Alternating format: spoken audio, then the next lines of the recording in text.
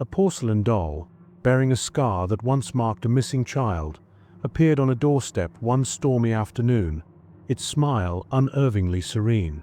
In that single, chilling moment, the fragile calm of Ravencliff shattered. Ravencliff lay nestled among mist-cloaked hills and narrow cobblestone lanes. Its antiquated buildings exuded a quiet sorrow, and every shadow hinted at long-held secrets.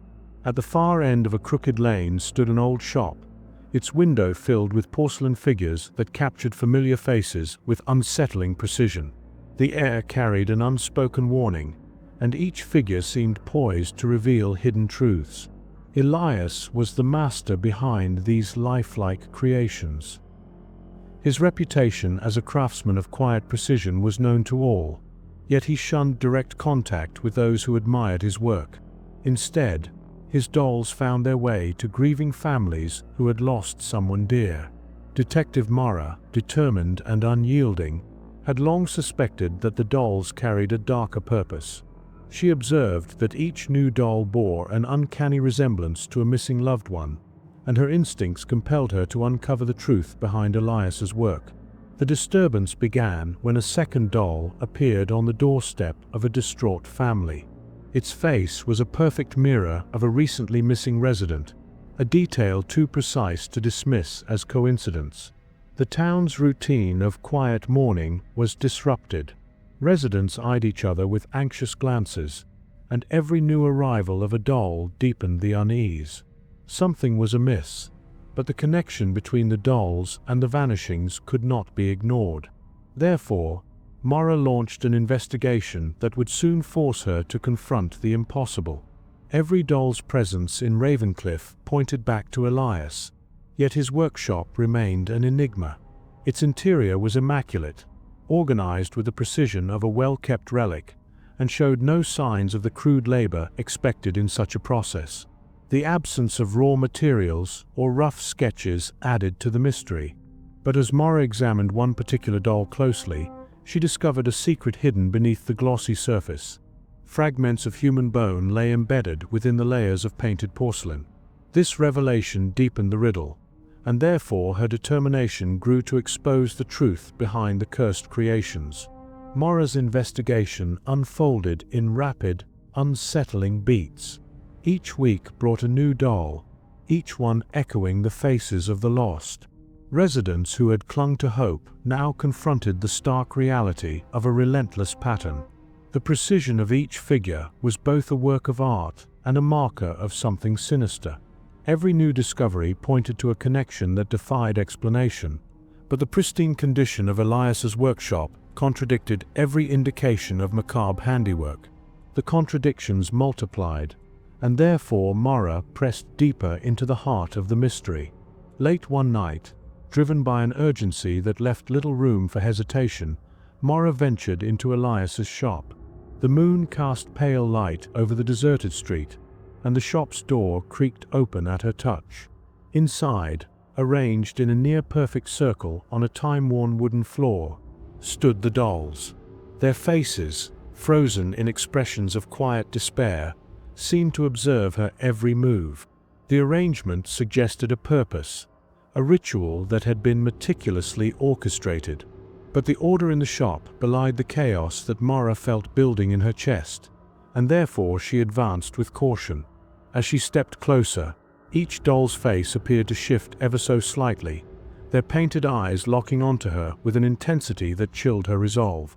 The silence in the room was oppressive, each moment laden with unspoken dread. Then, without warning, one of the dolls moved, a subtle twitch of its porcelain features that transformed the tableau into a living nightmare. The room pulsed with a presence that defied natural explanation, and the realization struck Mara with sudden force. The dolls were not mere replicas, but conduits for something beyond human comprehension. In that charged moment, the orderly display dissolved into disarray. The dolls' delicate forms moved in unison, as if orchestrated by an unseen force that surged through the room. Their fixed expressions gave way to a collective display of anguish and desperation.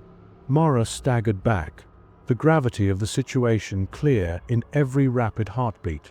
The shop, once a silent testament to fine craftsmanship, had become the stage for a confrontation with an entity that was neither fully human nor entirely the work of a single artist. The force behind the dolls revealed itself not in words, but in the palpable dread that gripped the air, and therefore Mara knew that the truth was more monstrous than she had ever imagined. By the first light of dawn, the chaos had subsided. The once pristine shop lay in ruins, shelves overturned, and the carefully arranged dolls shattered on the floor. In the aftermath of that night's horror, Elias was nowhere to be found. His disappearance deepened the mystery, and the town was left to grapple with unanswered questions. The residents of Ravencliff tried to reclaim a sense of normalcy, but the memory of that night lingered like a dark stain upon their collective consciousness. The investigation led by Mara could not resolve the contradictions. Every piece of evidence pointed in multiple directions, and each answer only unearthed more questions. The discovery of human bone within a doll's core, the immaculate workshop devoid of expected chaos, and the inexplicable, coordinated movement of the figures all combined to form a puzzle that defied closure. But the truth, hidden beneath layers of art and despair, remained elusive, and therefore the curse continued to haunt the town. Time passed, and the story of Elias' creations became a murmur in the background of Ravencliff's daily life. Yet, the legacy of the cursed dolls proved impossible to eradicate. In a twist that shocked even the most skeptical, a new shop opened in a distant city.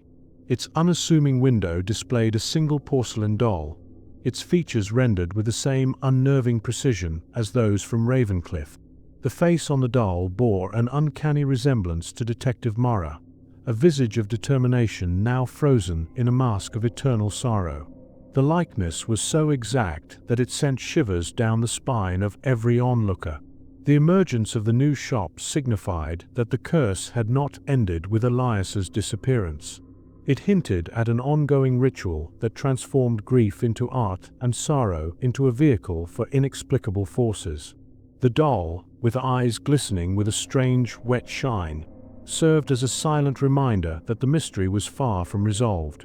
It beckoned to those who understood that some enigmas are destined to repeat, re-emerging in new forms even as old chapters closed. The legacy of the dollmaker's curse remained an open question, a dark riddle that refused resolution. Ravencliff and the distant city were now linked by a common thread of inexplicable sorrow and unsettling artistry. The curse, embodied in the delicate features of porcelain dolls, transcended time and geography. It persisted as a reminder that some mysteries, once set in motion, are doomed to haunt the living. The cycle of loss, grief, and eerie creation continued unabated, and therefore the dollmaker's legacy lived on, a perpetual enigma that defied closure.